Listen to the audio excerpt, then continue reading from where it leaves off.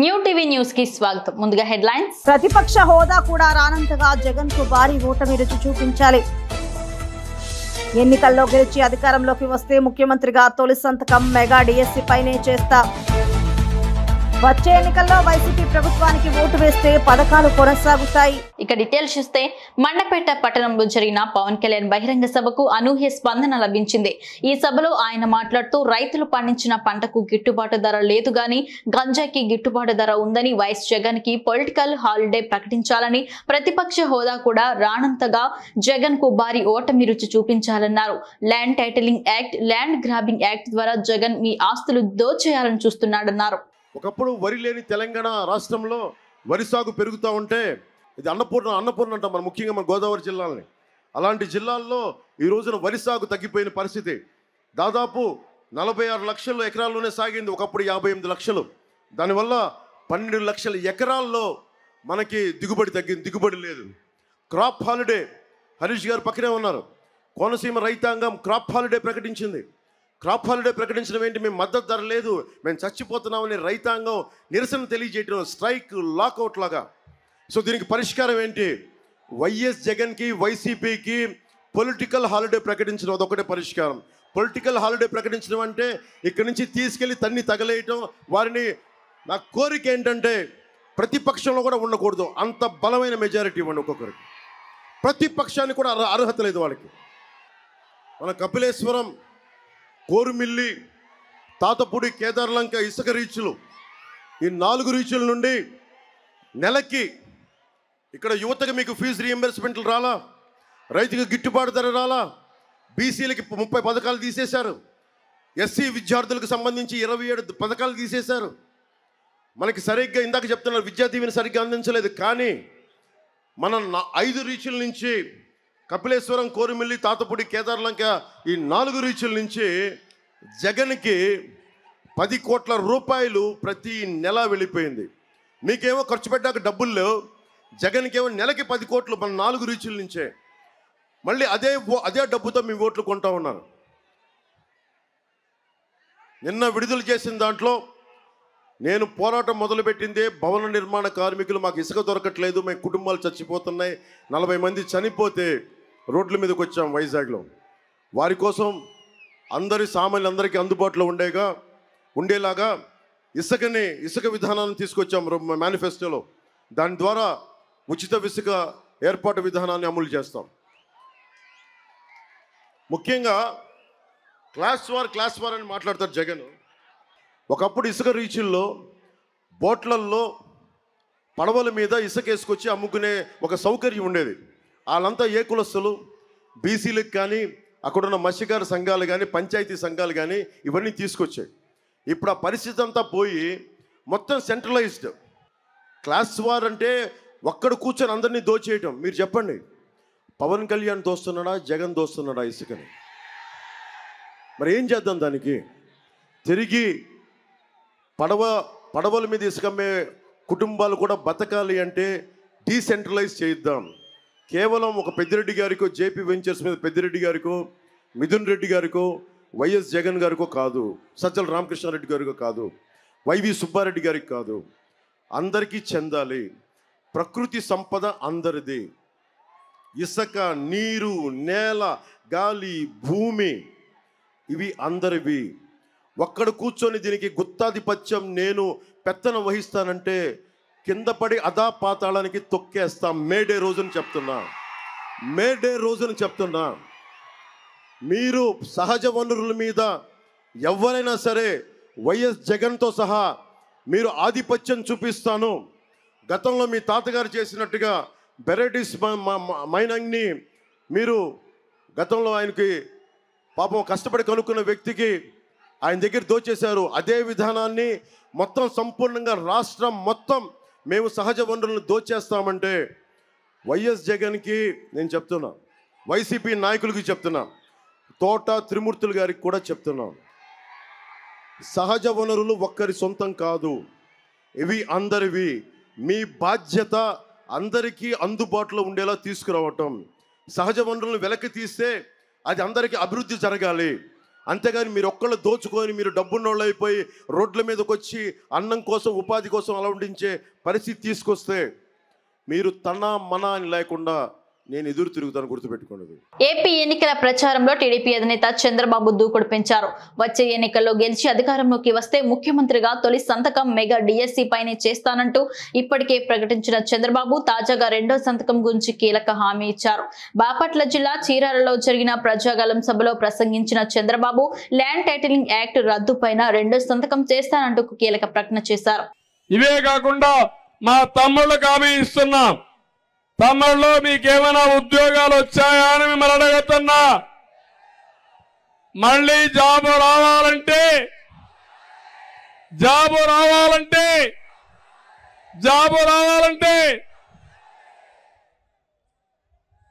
మేము రావాలంటే మీరేం చేయాలి?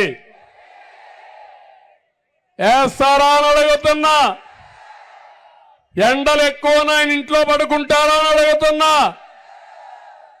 అందరికీ కసి ఉంది, అందరికీ కోపం ఉంది. ఈ సైకోని ఇంటికి పంపించాలని మీ అందరిలో నిర్ణయం ఉంది, అవునా కాదా? అయితే ఎండుందని యామారితే కొంపలే కూలిపోతాయి. నేను ఒకటే చెప్తున్నా, ఈ ముఖ్యమంత్రిని చూస్తే మీరు ఒక్కసారి ఆలోచించండి. మొన్నటి వరకు బలవంతంగా ఆస్తులు రాసుకున్నారు, సెటిల్మెంట్ చేశారు. ఇప్పుడు కొత్త చట్టమే తీసుకొచ్చాడు. ఆ చట్టం పేరు జగన్ ల్యాండ్ గ్రాబింగ్ యాక్ట్. మీరు గాని ఓటేశారో మీ ఆస్తి గోయిందా. ఇంత మనం బెదిరించి రాయించుకోవాలి. ఇప్పుడు బెదిరించే పని కూడా లేదు, రికార్డు మార్చేస్తాడు. ఆయన దగ్గర ఉంటుంది రికార్డు కంప్యూటర్లో. మీకెక్కడ కూడా రికార్డులే ఉండవు. మీకు ఈరోజు పట్టాదారు పాస పుస్తకం ఉందా లేదా అని అడుగుతున్నా. ఉందా? ఈరోజు మీ భూమి ఎవరిచ్చారని నేను అడుగుతున్నా. మీకు అది మీ తాత ఇచ్చాడా, మీ ముత్తాత ఇచ్చాడా, మీ నాన్న ఇచ్చాడా? ఒకసారి ఆలోచించుకోండి. కానీ మీ భూమి పైన సైకో ఫోటో. వాళ్ళ నాన్న ఇచ్చాడా భూమి? వాళ్ళ తాత ఇచ్చాడా భూమి? మీ భూమి పైన ఈయన పెత్తనం ఏంటని అడుగుతున్నా నేను మిమ్మల్ని అందరినీ. రేపటి నుంచి మీ భూమి మీది కాదు, మనం అందరం బానిసలం. ఆయన ఏం చెప్తే, ఆయన ఎవడికి రాసిస్తే వాడికే భూమి అయిపోతుంది. మనం ఆయన దగ్గర బానిసల వారిగా బతికే పరిస్థితి వస్తుంది. ఇప్పటికీ అలాంటివి జరుగుతున్నాయి. ఈరోజు నేను అడుగుతున్నా, సవాలు విసురుతున్నా. ఏదైతే చట్టం మేము రూపొందించాం అమలు చేయాలి అంటున్నారు. ఎందుకు రూపొందించారో సమాధానం చెప్పమని అడుగుతున్నా. మేము ఈ చట్టాన్ని రద్దు చేయమన్నాం, రద్దు చేస్తారా లేదా అని అడుగుతున్నా. మీరు రద్దు చేయకపోతే నేను వస్తానే మొదటి సంతకం డిఎస్సి పైన పెడతా, రెండో సంతకం జగన్ ల్యాండ్ గ్రాబింగ్ చట్టాన్ని రద్దు చేస్తారని మీ అందరికీ హామీ ఇస్తున్నా. నీకేదైనా భయం ఉంటే, ప్రజలపైన విశ్వాసం ఉంటే నీ ల్యాండ్ గ్రాబింగ్ చట్టాన్ని రద్దు చేయి. ఇప్పుడు చేయడానికి కూడా వీలు లేదు. ఎందుకంటే ఎన్నికలు అనౌన్స్ చేసిన తర్వాత అతను ఏమీ చేయడానికి అవకాశం లేదు. కానీ క్షమాపణ చెప్పాల్సిందిగా మీ అందరి తరపున డిమాండ్ చేస్తున్నా. ఇది అన్యాయం అవునా కాదా? మీ ఆస్తి కొట్టేయాలనుకోవడం, మీ ఆస్తి మీది కాకుండా చూడాలనుకోవడం, రికార్డులు తారుమారు చేయడం, ఇది నేరం అవునా కాదా అని మిమ్మల్ని అడుగుతున్నా.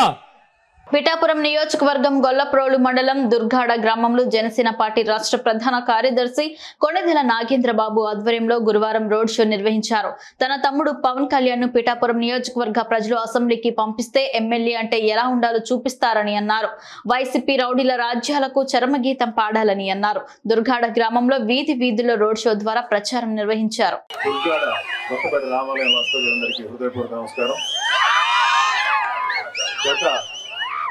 15-20 ఏళ్ళుగా ఈ అధికారానికి అనుభవిస్తూ సామాన్యుల్ని పీడించుతున్న చాలా మంది మీద మేము యుద్ధం చేసాం జనసేన తరఫున.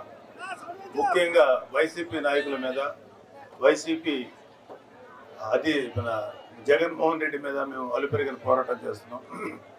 పవన్ కళ్యాణ్ గారు తన సినిమా జీవితాన్ని కూడా చాలాసార్లు పక్కన పెట్టి మీకోసం ముందుకు వచ్చారు.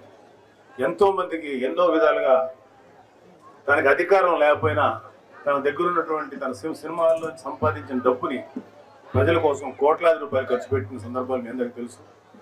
తుఫాన్లు వచ్చినా, కరోనా వచ్చినా, లేకపోతే ఈ రైతులు ఆత్మహత్యలు చేసుకున్న వాళ్ళ కుటుంబాలకి తన సంపాదన నుంచి ఎంతో కొంత ఇచ్చినటువంటి వ్యక్తి అయినా, అలాంటి వ్యక్తి ఒక్కసారి అధికారంలోకి వచ్చిన తర్వాత మిమ్మల్ని ఎంత బాగా చూసుకుంటారో మీరు అర్థం చేసుకోవాలి.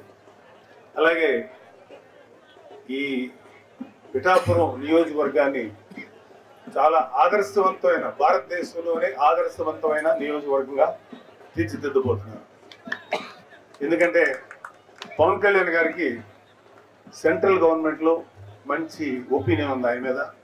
పవన్ కళ్యాణ్ గారు ఈ నియోజకవర్గానికి ఎంత వరకు సెంట్రల్ గవర్నమెంట్ నుంచి రావాలో అన్ని నిధులు కానీ, అన్ని అవసరాలు కానీ, మన ఇన్ఫ్రాస్ట్రక్చర్, రోడ్లు, డ్రైనేజీలు ఇవన్నీ బాగు చేయడానికి మనకు కావాల్సిన నిధులు సెంట్రల్ గవర్నమెంట్ నుంచి, అలాగే రేపు పొద్దున రాష్ట్ర ప్రభుత్వం, రాష్ట్రంలో ఏర్పడిపోయే కూటమి ప్రభుత్వం నుంచి అన్నీ తీసుకొచ్చి మీ నియోజకవర్గాన్ని అద్భుతంగా తీర్చిదిద్దారు. అలాగే ఇక్కడ SEZ ఏరియాలో ఉన్నటువంటి అరవిందో ఫార్మాలో మన యూత్కి, అమ్మాయిలకు కానీ అబ్బాయిలకు కానీ దాంట్లో 70% ఇస్తామని ప్రామిస్ చేశారు.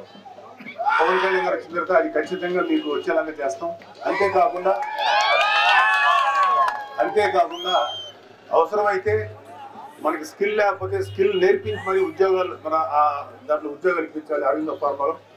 అంతేకాకుండా SEZలో చాలా మంది SC, ST, BC సోదరుల యొక్క ల్యాండ్స్ని, పొలాలు తీసుకున్నారు. వాటిల్లో మంచి ఇండస్ట్రీస్ని ఆహ్వానించి ఆ ఇండస్ట్రీస్ ద్వారా మన యూత్కి మంచి ఉద్యోగాలు వచ్చేలాగా ఆయన కృషి చేస్తారు. అలాగే ఎంటైర్ ఈ పిఠాపురాన్ని టెంపుల్ సిటీగా మారుస్తారు. ఈ టెంపుల్ సర్క్యూట్ అంటారు. ఇలా ఎప్పుడైతే మన గుళ్ళను అభివృద్ధి చేశారో ప్రజల ఆదాయం గణనీయంగా పెరుగుతుంది, అన్ని రకాల సదుపాయాలు దొరుకుతాయి, ట్రాన్స్పోర్టేషన్ దొరుకుతుంది, హోటల్స్ వస్తాయి, మంచి రోడ్లు ఇంకా బాగా వస్తాయి, మీరందరికీ మంచి చేస్తారు. ముఖ్యంగా రేపు రాబోయేటువంటి NDA ప్రభుత్వం, స్టేట్ గవర్నమెంట్లో, మన రాష్ట్ర ప్రభుత్వం వచ్చే NDA గవర్నమెంట్ వల్ల ఆడపిల్లలకి, ఆడపిల్లలకి ముఖ్యంగా మంచి రక్షణ లభిస్తుంది. ఎవడైనా సరే యథవేషాలు వేస్తే ఆడికి చెప్పుతో కొట్టినట్టు సమాధానం చెప్పగలుగుతాం అవసరమైతే. ఎందుకంటే ఈ వైసీపీ ప్రభుత్వం చేతిలో 30,000 మంది ఆడపిల్లలు కనపడకుండా పోయారు ఈ యొక్క ప్రభుత్వం యొక్క నిర్లక్ష్య ధోరణి వల్ల. సో అలాంటి పరిస్థితి రానికుండా పవన్ కళ్యాణ్ గారు మన జాగ్రత్తగా చూసుకుంటారు. పోలీసు వ్యవస్థని బలంగా చేసి మీకు రక్షణగా నిలబడతారు. మీరందరూ పవన్ కళ్యాణ్ గారికి మీ ఓటు వేసి, ఇక్కడ పిఠాపురంలో ఎమ్మెల్యే అభ్యర్థిగా ఆయనకు ఓటు వేసి, అదేవిధంగా కాకినాడ పార్లమెంట్ నియోజకవర్గం పరిధిలో ఎంపీగా నిలబడబోతున్న తంగెళ్ళ ఉదయ శ్రీనివాస్ గారికి, ఎంపీకి మీ ఓటు వేసి వాళ్ళిద్దరిని పంపిస్తే, ఒకళ్ళు శాసనసభకి, ఒకళ్ళు లోక్సభకు పంపిస్తే మీకు అన్ని మంచి సదుపాయాలు, మంచి అడ్వాంటేజ్ జరుగుతుందని నమ్ముతూ మీరు ఓటు వేసుకుంటున్నాను. అలాగే మాకు ఫుల్ సహకారం అందిస్తున్న వరమ గారికి ప్రత్యేకమైన కృతజ్ఞతలు. బుర్రా కృష్ణరాజు గారికి కూడా మా కృతజ్ఞతలు. ఆయన కూడా మాకు ఎంతో సహకారం అందిస్తున్నారు. వైసీపీపై సినీ నటుడు హైపరాది తనదైన శైలిలో పంచ్ డైలాగులు వేశారు. పిఠాపురంలో జనసేన పార్టీ నాగేంద్రబాబు ఆధ్వర్యంలో రోడ్ షో నిర్వహించారు. ఫ్యాన్ ఎప్పుడు 5లోనే ఉండాలి అని, కానీ ప్రజలు 151లో పెట్టారని, అందుకే కరెంట్ ఛార్జీలు పెరిగాయని విమర్శించారు. మహిళా ఖాతాలలో 10,000 వేస్తూ మగవారి జేబుల్లో నుంచి 30,000 దోచేస్తున్నారని అన్నారు.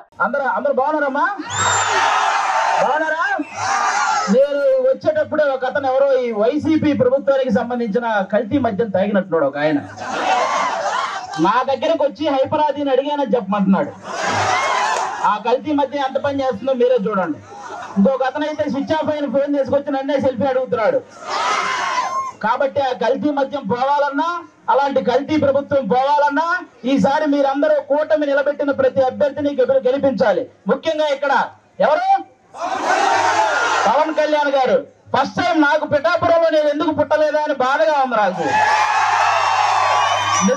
నిజంగా పిఠాపురంలో పుట్టుంటే బాగుండేది, డైరెక్ట్ గా పవన్ కళ్యాణ్ గారికి ఓటేసి అదృష్టం ఉండేది కదా అని బాధపడుతున్నాను నిజంగా నేను. కాబట్టి ఇవన్నీ మీరు గమనించి ఈసారి పవన్ కళ్యాణ్ గారిని భారీ మెజారిటీతో గెలిపించాలి. దానికోసం ఇక్కడ కృషి చేస్తున్న మన వర్మ గారికి, అలాగే బీజేపీకి సంబంధించిన కృష్ణరాజు గారికి, ఇద్దరికి కూడా చాలా పెద్ద థ్యాంక్ యూ. అందరూ వాళ్ళిద్దరికి ఒకసారి గట్టిగా క్లాప్స్ కొట్టాలి మీరంతా. వాళ్ళిద్దరు సపోర్ట్ లేకపోతే ఇక్కడ ఇంత జరగదు. అలాగే ఈ వైసీపీ ప్రభుత్వం మిమ్మల్ని ఏం చెప్పి ఓటు అడుగుతుంది? మీ ఇంట్లో మంచి జరిగితే ఓటేయమంటున్నారు, అవునా? అసలు వాళ్ళ ఇంట్లో మంచి జరగలేదని ఇద్దరు చెల్లెలు రోడ్డు మీద తిరుగుతున్నారు, అవునా కాదా? మరి వాళ్ళ ఇంట్లోనే మంచి జరిగినప్పుడు మీ ఇంట్లో మంచి ఎలా చేస్తారు అది ఒకటి మీరు గమనించాలి, అవునా? ఇంకోటి ఏమంటారు, మేము పొద్దున బటన్ నొక్కితే ఆడవాళ్ళ అకౌంట్ లో 10,000 రూపాయలు పడుతున్నాయి అంటారు, అవునా? మరి సాయంత్రం మూతిప్పితే మగవాళ్ళ అకౌంట్ లో 30,000 పోతున్నాయి. మరి వాటి సంగతి ఏంటి? కాబట్టి పొద్దున బటన్ నొక్కుతున్నారు, సాయంత్రం పేక నొక్కుతున్నారు. ఈ రెండు మీరు గమనించి ఓటేయాలి. ఇంకోటి ఏమంటారు ఆయన, ఫ్యాన్ ఇంట్లో ఉండాలి, సైకిల్ బయట ఉండాలి, గ్లాసు సింక్ లో ఉండాలి అన్నారు, అవునా? కానీ ఫ్యాన్ ఎంతలో ఉండాలి? 4లోనో 5లోనో ఉండాలి, అవునా కాదా? మీరే తెలియక లాస్ట్ టైం 151లో పెట్టారు, అందుకే కరెంటు బిల్లులు ఎక్కువైనాయి. కాబట్టి ఆ 151లో ఉన్న ఫ్యాన్ రెగ్యులేటర్ తగ్గించి మీరంతా 4లోనో 5లోనో పెట్టాలి ఈసారి. అప్పుడే మనందరం హ్యాపీగా ఉంటాం, అవునా కదా? ఇంకోటి ఏమంటారు ఆయన, మేము సింగిల్ గా వస్తున్నాం, మీరంతా కలిసి వస్తున్నారు అంటున్నారు, అవునా? మన ఇంట్లో ఒక దొంగ పడితే ఏం చేస్తామో మనం? ఒక 3-4 కలిసి తరిమి కొడతామా లేదా? మరి రాష్ట్రంలో ఇంతమంది గజ దొంగలు పడితే మరి తరిమి కొట్టాలా లేదా మనందరం? మరి కలవాలా లేదా? చెడుని చంపడానికి ఎప్పుడూ మంచి కలిసే వస్తుంది, అవునా కాదా? ఇక్కడ రీసెంట్ గా వంగా గీత గారు వడదెబ్బ తగిలి పడిపోయారని విన్నాను, అవునా? కానీ 5 సంవత్సరాల నుంచి మనకి ఎన్ని దెబ్బలు తగిలినాయమ్మా?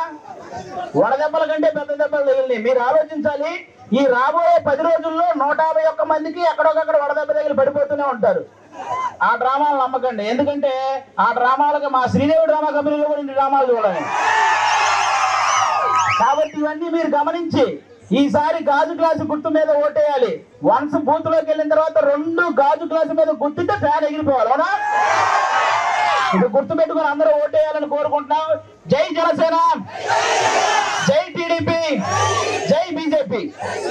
వచ్చే ఎన్నికల్లో వైసీపీ ప్రభుత్వానికి ఓటు వేస్తే పథకాలు కొనసాగుతాయని, మరో 2 అడుగులు ముందుకు వేయడం జరుగుతుందని వైఎస్ జగన్మోహన్ రెడ్డి అన్నారు. ఏలూరు సిద్ధం బహిరంగ సభలో పాల్గొన్న ఆయన మాట్లాడారు. అదే పొరపాటున చంద్రబాబుకు ఓటు వేస్తే పథకాలు ఆగిపోతాయని తెలిపారు. అదేవిధంగా చంద్రబాబుకు ఓటు వేయడం అంటే కొండ చిలువ నోట్లో తల పెట్టడమే అని ఎద్దేవా చేశారు.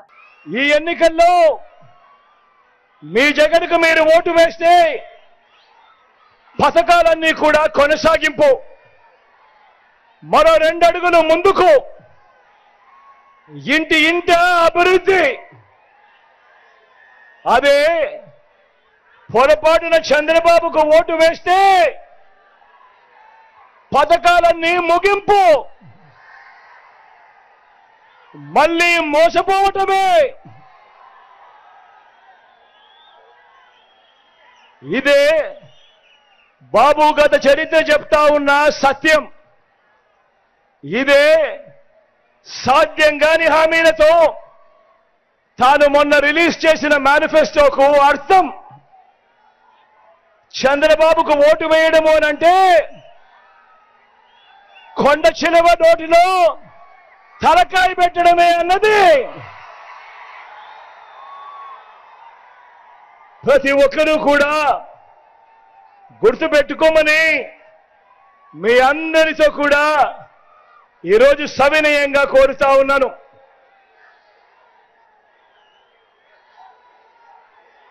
ఈరోజు మీ జగన్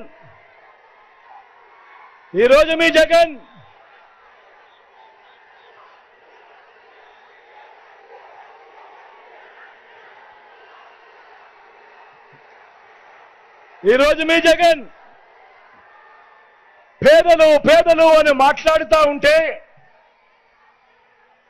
పెత్తందారి చంద్రబాబుకు, ఓ ఈనాడుకు, ఓ ఆంధ్రజ్యోతికి, ఓ టీవీ5కి, ఓ దత్తపుత్రుడికి, ఓ వదినమ్మకి, వీళ్ళందరికీ కూడా చాలా బాధగా ఉంది. వీళ్ళందరికీ కూడా విపరీతంగా కోపం కూడా వస్తా ఉంది. జగన్ ఎప్పుడు పేదలు పేదలు పేదలు అంటా ఉన్నాడు అని తట్టుకోలేకపోతా ఉన్నారు వీళ్ళంతా కూడా.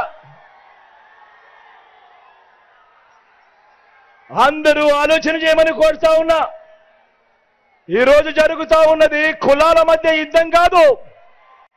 ఈరోజు జరుగుతా ఉన్నది రాష్ట్రంలో క్లాష్ వార్ జరుగుతా ఉంది అన్నది ప్రతి ఒక్కరూ గుర్తుపెట్టుకోండి.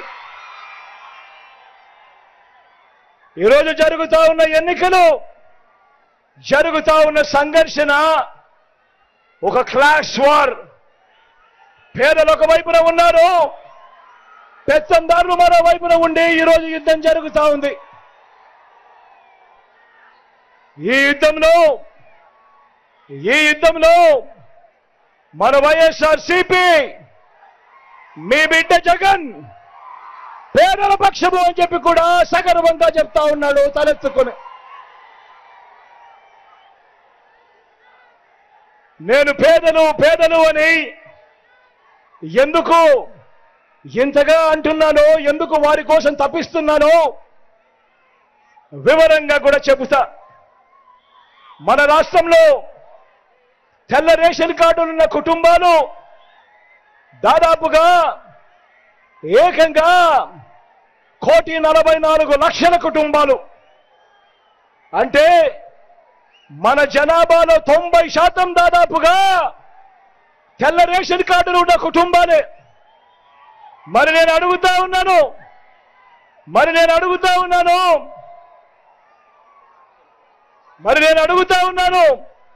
వీరందరూ పేదలు కాదా అని అడుగుతా ఉన్నాను. వీరందరికీ పథకాలు అందాలా లేదా అని అడుగుతా ఉన్నాను.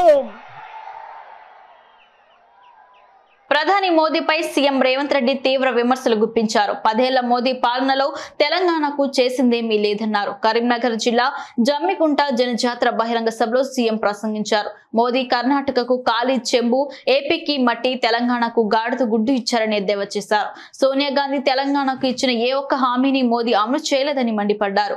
బీజేపీ తెలంగాణ ప్రజలను మాయమాటలతో మోసం చేస్తుందని ఆరోపించారు.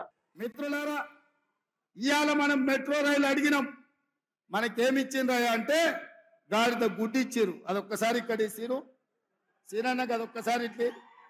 ఒకటి జీవనాన్న గుడి,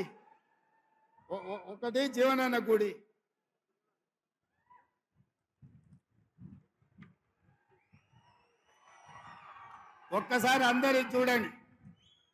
10 ఏళ్లలో మోడీ తెలంగాణకి ఏమిచ్చిండే అంటే మీరు గాడిద గుడ్డ అనాలి. 10 ఏళ్లలో మోడీ తెలంగాణకి ఏమిచ్చిండు? మెట్రో రైలు అడిగితే ఏమిచ్చిండు? మూసీ నిధులు అడిగితే ఏమిచ్చిండు? పాలమూరు రంగారెడ్డి ఎత్తిపోతల జాతీయ ప్రాజెక్ట్ అడిగితే ఏమిచ్చిండు? బయ్యారం ఉక్కు కర్మాగారం అడిగితే ఏమిచ్చిండు? కాజీపేట రైల్వే కోచ్ ఫ్యాక్టరీ అడిగితే ఏమిచ్చిండు? ఐటీఐడిఆర్ కార్డిఆర్ అడిగితే ఏమిచ్చిండు? ఇవాళ తెలంగాణ రాష్ట్రానికి మోడీ ఏం తెచ్చిండంటే గాడిద గుడ్డు తెచ్చిండని చెప్పాలి. మిత్రులారా, నిన్న మోడీ తెలంగాణకు వచ్చిండు, మనకేం తెచ్చిండు? గట్టిగా ఢిల్లీకి వినిపించాలి. నిన్న మోడీ తెలంగాణకు వచ్చిండు, మనకేం తెచ్చిండు? భారతీయ జనతా పార్టీ తెలంగాణకి ఏమిచ్చింది? అరవింద్ నిజామాబాద్కి ఏం తెచ్చిండు? ఈ గాడిద గుడ్డు తెచ్చిన వాళ్ళకు తెలంగాణ ప్రజలు ఓట్లేయాలి. మహబూబాబాద్ పర్యటనలో ఈసీ నిషేధంపై బీఆర్ఎస్ చీఫ్ కేసీఆర్ స్పందించారు. నా మీద ఈసీ 48 గంటలు ప్రచారంలో పాల్గొనకూడదని నిషేధం విధించింది. ఇదే రేవంత్ రెడ్డి నా మీద పేగులు మెడలేసుకుంటా, గుడ్లు పీకుతా అంటే రేవంత్ రెడ్డి మీద ఈసీ నిషేధం పెట్టలేదు. నేను అందరూ బీఆర్ఎస్ కార్యకర్తలకు పిలుపునిస్తున్నా. నా మీద 48 గంటలు నిషేధం విధిస్తే మీరు 96 గంటలు ప్రచారం చేయండి అని పార్టీ కార్యకర్తలకు పిలుపునిచ్చారు. నేను మీ అందరికి ఒకటే మాట మనవి చేస్తా ఉన్నా. ఇవాళ ఎలక్షన్ కమిషన్ ఆఫ్ ఇండియా నా మీద నిషేధం విధించింది. 48 గంటలు కేసీఆర్ ప్రచారం చేయొద్దని, ప్రచారంలో పాల్గొవద్దని నా మీద నిషేధం విధించింది. మీ అందరు నేను ఒకటే కోరుతా ఉన్నా, ఒకటే మాట మనవి చేస్తా ఉన్నా. ఇదే రేవంత్ రెడ్డి నీ పేగులు మెడలేసుకుంటా, నీ గుడ్లు వీకుతా అని నా మీద అడ్డగోలు మాటలు మాట్లాడితే ఇదే election commission of India Revanth Reddy మీద నిషేధం పెట్టలేదు, కానీ నా మీద పెట్టింది. నేను ఒక్కటే మాట చెప్తా ఉన్నా, లక్షలాదిగా ఉన్నటువంటి టీఆర్ఎస్ కార్యకర్తలు వారందరికీ కూడా నేను పిలిపిస్తా ఉన్నా. 48 గంటలు నా ప్రచారాన్ని నిషేధిస్తే మా అన్నదమ్ములు మా టీఆర్ఎస్ బిడ్డలందరూ కూడా దాదాపు 96 గంటలు అవిశ్రాంతంగా పనిచేస్తారని మనవి చేస్తా ఉన్నా. ఇవాళ ఈ కాంగ్రెస్ దుష్ట పరిపాలనకు అనేక మంది రైతులు ఆత్మహత్యలు చేసుకున్నారు. ఇవాళనే ఒక రైతు కరీంనగర్ జిల్లా చొప్పదండి నియోజకవర్గంలో వడ్లు కొనకపోతే, ఆయన 15 రోజులైతే వడ్లు తెచ్చి వడ్లు కొనకపోతే తట్టుకోలేక ఆ వడ్లను ఆరబెడుతూ అక్కడనే కుప్పగూలి చచ్చిపోయినాడు. ఆయన గుండె ఆగిపోయి చచ్చిపోయినాడు. మీ అందరినీ కూడా నేను కోరేది ఒకటే, ఈరోజు కాంగ్రెస్ అరచేతుల వైకుంఠం చూపించి 6 గ్యారంటీల పేరిట తెలంగాణ 50 మంది ప్రజలను దగా చేసి మోసం చేసింది. మళ్ళీ ఈ ఎన్నికల్లో వాళ్ళే గనక గెలిస్తే ఇంకా అమలు చేయకుండా ఏం కాదు, వాగ్దానాలు లేవు ఏవి లేవని అన్ని కింద బండబెడతారు. కాబట్టి దయచేసి నేను మీతో కోరేది, ఈ ఎన్నికల్లో మీరు కాంగ్రెస్ పార్టీకి బుద్ధి చెప్పాలి. మీ తరఫున ఉన్నటువంటి బీఆర్ఎస్ని గెలిపించాలని కోరుతా ఉన్నా. నరేంద్ర మోడీ భారతీయ జనతా పార్టీ ఏదైనా ఒక పని జరిగిందా ఈ దేశంలో? 15 లక్షల రూపాయలు వచ్చినాయా ఎవరికన్నా? మోడీ 15 లక్షలు ఇస్తానడు, వచ్చినాయా? మరి ఏమొచ్చినట్టు మోడీ కాలంలో? బేటీ పడావో బేటీ బచావో, అమృత్ కాల్, మనుకాల్, మశానం కాల్ అన్ని నినాదాలే తప్ప ఏ ఒక్క కూడా పని జరగలే. అందుకే నేను మిమ్మల్ని కోరుతా ఉన్నా, ఇవాళ నరేంద్ర మోడీ మన గోదావరి నదిని ఎత్తుకొని పోతా అంటా ఉన్నాడు. ముఖ్యమంత్రి ఏమో నోరు ముడేసుకొని కూర్చున్నాడు. మహిళలు అన్ని రంగాల్లో అత్యున్నత స్థాయికి చేరుకోవాలన్నదే తెదేపా అధినేత చంద్రబాబు, హిందూపురం ఎమ్మెల్యే బాలకృష్ణ ధ్యేయమని నారా బ్రాహ్మణి అన్నారు. బుధవారం శ్రీ సత్యసాయి జిల్లా హిందూపురంలో స్త్రీ శక్తి మహిళా సాధికారత సమావేశానికి ఆమె హాజరయ్యారు. ఈ కార్యక్రమంలో మాట్లాడుతూ మా తాత ఎన్టీఆర్ మహిళలకు ఆస్తిలో సమాన హక్కు, 33% రిజర్వేషన్ కల్పించారు. మహిళలు పొదుపు పాటించి తమ సొంత కాళ్లపై నిలబడాలనే ఉద్దేశంతో చంద్రబాబు దేశంలోనే మొదటిసారి డ్వాక్రా సంఘాలు ఏర్పాటు చేశారని అన్నారు. మీరందరూ ముఖ్యంగా మహిళలు, మా తాతగారు ఎన్టీ రామారావు గారికి, మా పెద్దనాన్న గారు మరియు మా నాన్నగారు, మీ అందరి బాలయ్య గారికి ఎంతో మీరు గౌరవం ఇచ్చారు, ఆదరించారు, మా కుటుంబాన్ని ఎంతో ఆదరించారు. ఇప్పుడు హిందూపూర్ అంటే ఏంటి? ఇప్పుడు హిందూపూర్ అంటే పర్యాటక రంగంలో ఒక పెద్ద పేరు, అవునా కాదా? హిందూపూర్ అంటే ఇక్కడ ఇది దేవాలయ నిలయం, అవునా కాదా? నేను ఇక్కడికి వస్తున్నప్పుడు లేపాక్షి గుడికి వెళ్ళాను, చాలా ఆనందంగా ఉండింది. అదే కాకుండా హిందూపూర్ అంటే తెలుగుదేశం పార్టీకి ఒక కంచుకోట, అవునా కాదా? ప్రత్యేకంగా హిందూపూర్లో ఉండే మహిళల గురించి మాట్లాడాలంటే మీరు చాలా ఆప్యాయత చూపిస్తారు. ఈరోజు మనం చూస్తున్నాము. అదే కాకుండా మీరు చాలా కష్టపడే రకం, మీరు చాలా నిజాయితీగా పనిచేస్తారు. మీరు చుట్టూ ఉండే మహిళలు చాలా మంది కోసం ఒక ఆదర్శంగా నిలిచారు. మీ అందరితో సమయం గడపడం నాకు నిజంగా గర్వంగా ఉంది. ఇంత కష్టపడే మహిళల్ని, స్త్రీ శక్తిని ఒక మహాశక్తిగా తీర్చిదిద్దాలని మా కుటుంబం ఎంతో కృషి చేస్తుంది. మీ అందరి అన్నగారు, మా తాతగారు ఎన్టీఆర్ గారి గురించి మాట్లాడాలంటే ఆయన ఆంధ్ర రాష్ట్రంలో ఉండే మహిళలందరినీ తన సొంత కూతురులాగా చూసుకున్నారు.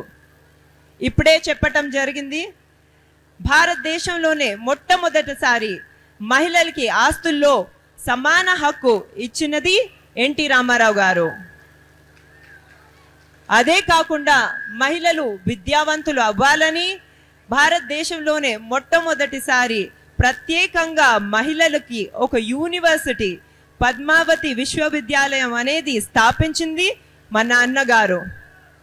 అదే కాకుండా మన మహిళలు రాజకీయాల్లో కూడా చాలా యాక్టివ్గా ఉండాలి, వాళ్ళు కూడా డిసిషన్స్ తీసుకోవాలని భారతదేశంలో మొట్టమొదటిసారి వాళ్ళు కూడా లోకల్ బాడీస్లో 33% రిజర్వేషన్ ఇచ్చిన ఘనత మన ఎన్టీ రామారావు గారిదే. వార్తలు ముగించే ముందు హెడ్లైన్స్ మరోసారి. ప్రతిపక్ష హోదా కూడా రానంతగా జగన్ కు భారీ ఓటమి రుచి చూపించాలి. ఎన్నికల్లో గెలిచి అధికారంలోకి వస్తే ముఖ్యమంత్రిగా తొలి సంతకం మెగా డిఎస్సి పైనే చేస్తా.